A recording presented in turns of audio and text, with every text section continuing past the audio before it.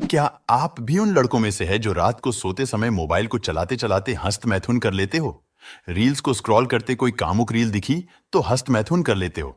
Mobile अपने पास में रखकर सो जाते हैं। सुबह उठते ही फोन चेक करना होता है और यहां तक कि टॉयलेट में जाते हुए भी फोन लेकर जाते हो। तो ये वीडियो आप ही के लिए है। वीडियो को पूरा जरूर देखें।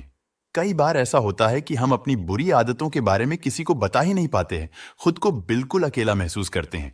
मोटिवेशनल वीडियो देखने से भी मोटिवेशनल वीडियो का असर 1 या 2 दिन तक ही रहता है। उसके बाद फिर से गलती हो जाती है और वीर्य नाश हो जाता है। ऐसे में अगर खुद को मुक्त करना है तो अपने शरीर की सच्चाई जान लो। क्या आपके साथ ऐसा होता है कि आप घर पर अकेले हैं या रात को लेटे लेटे फोन चला रहे हैं?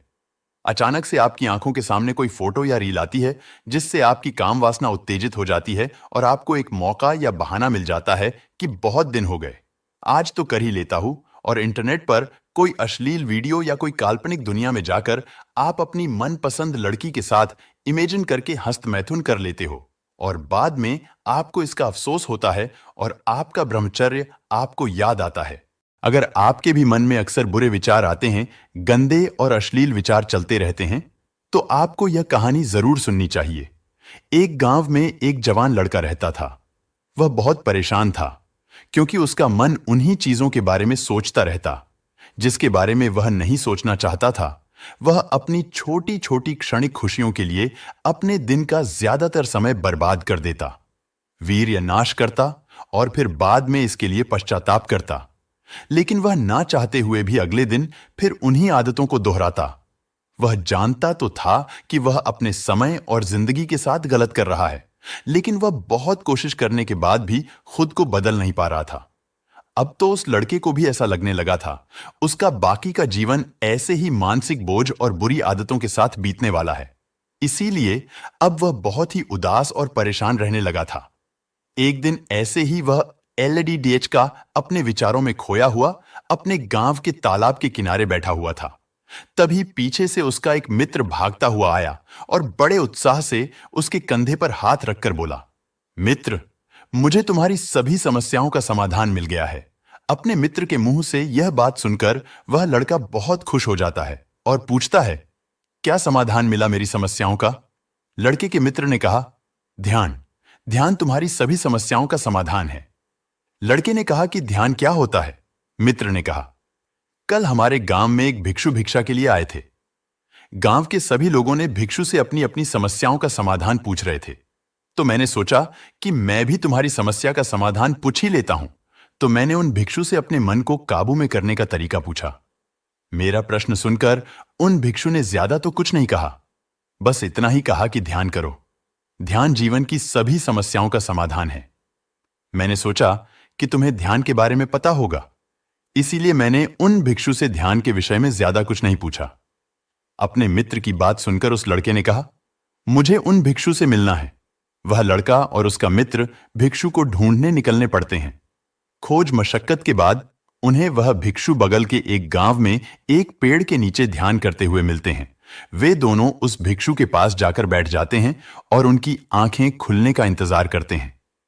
थोड़ी देर बाद जब भिक्षु अपनी आंखें खोलते हैं तो वह उन्हें प्रणाम करते हैं और कहते हैं, आपने यह तो बता दिया कि ध्यान जीवन की सभी समस्याओं का समाधान है, लेकिन आपने यह नहीं बताया कि ध्यान क्या है। भिक्षु ने कहा, ध्यान क्या है इसको मैं शब्दों में समझा पाऊं, इतनी मुझ में सामर्थ्यता नहीं, लेकिन अब क्योंकि तुम लोगों ने प्रश्न किया है तो मुझे कुछ ना कुछ तो बताना ही पड़ेगा। तो सुनो, ध्यान का मतलब है ना, कोई प्रश्न ना कोई उत्तर, ना कोई विचार और ना ही कोई भावना, ऐसी स्थिति जो हमारी वास्तविकता से हमारा परिचय करवाती है। इस स्थिति में पहुंचकर व्यक्ति के अंदर कोई भी प्रश्न, कोई भी उलझन शेष नहीं रह जाती, क्योंकि उसके सामने सब कुछ स्पष्ट हो जाता है। भिक्षु ने कहा, हमारा मन हमारा शत्रु नहीं है। यह तो बस उन्हीं चीजों को अनुभव करना चाहता है जिसमें इसे आराम मिले, आनंद आए। इसीलिए जब हम कोई ऐसा काम करते हैं जिसमें शुरू में ही मन को आनंद नहीं मिलता, तो हमारा मन उस काम का विरोध करता है। भिक्षु ने आगे कहा, अगर तुम अपने मन से बुरे विचारों को खत्म करना चाहते हो तो अपनी आदतों को बदलो। आदतों को तुम केवल तभी बदल सकते हो जब तुम्हारा मन तुम्हारे काबू में होगा, और तुम्हारा मन तुम्हारे काबू में तभी रहेगा जब तुम खुद को जानोगे।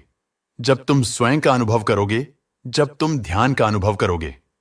इतना कहकर भिक्षु खड़े हो गए और एक हल्की सी मुस्कान के साथ उस लड़के के सर पर अपना हाथ रख दिया। इसके बाद उन्होंने अपना भिक्षा पात्र उठाया और वहां से चले गए। वह लड़का उन भिक्षु को जाता हुआ देखता रहा, लेकिन अब वह बहुत खुश था क्योंकि उसे अपनी समस्याओं का समाधान मिल चुका था। ध्यान के रूप में वह समझ गया था कि उसे हर रोज ध्यान के लिए बैठना है और उसे अपने आते जाते विचारों को देखना है, लेकिन किसी भी विचार को पकड़ना नहीं है। समय के साथ वह विचार खुद ही गायब होते चले जाएंगे। साथ ही वह यह भी समझ गया था कि कोई भी विचार अच्छा या बुरा नहीं होता। विचार सिर्फ एक विचार होता है, इसीलिए विचारों का विरोध करना भी व्यर्थ है। दोस्तों, आपको डेली सोने से 1 घंटा पहले फोन छोड़ देना है और सोने से पहले का समय खुद को देना है। कोशिश करें रात का खाना सोने से 4 से 5 घंटे पहले खा ले और अपने बिस्तर पर जाकर अपना फोन चेक करके उसका डाटा ऑफ करके थोड़ी दूरी पर रख दे और 7 मिनट का ध्यान करे। वो ध्यान आपके मन को मजबूत करेगा, जिससे आपका ब्रह्मचर्य मजबूत होगा और आपको स्वप्न दोष की समस्या भी नहीं होगी। रात्रि का ध्यान बहुत जरूरी है। रात्रि के ध्यान से आप योग निद्रा का अनुभव भी कर सकते हैं। सोने से पहले पूरे दिन के बारे में सोचे। कल आपको क्या क्या करना है, वो जरूरी काम आज ही सोच ले और समय पर सो जाए, ताकि सुबह आप जल्दी उठकर अपने दिन की शुरुआत अच्छे से कर पाए। उम्मीद करता हूं आपका ब्रह्मचर्य बहुत अच्छे से गुजर रहा होगा। एक बार इस वीडियो के कमेंट सेक्शन में अपडेट दें, ताकि लोग भी थोड़ा सा और मोटिवेट हो पाए। दोस्तों, मुझे उम्मीद है कि आपको इस वीडियो से बहुत कुछ सीखने को मिला होगा। कमेंट सेक्शन में जरूर बताना और अच्छी लगी हो तो इस चैनल को सब्सक्राइब जरूर कर देना। तो मिलते हैं अगली किसी कहानी में, तब तक के लिए अपना ख्याल रखें। जय श्री राम।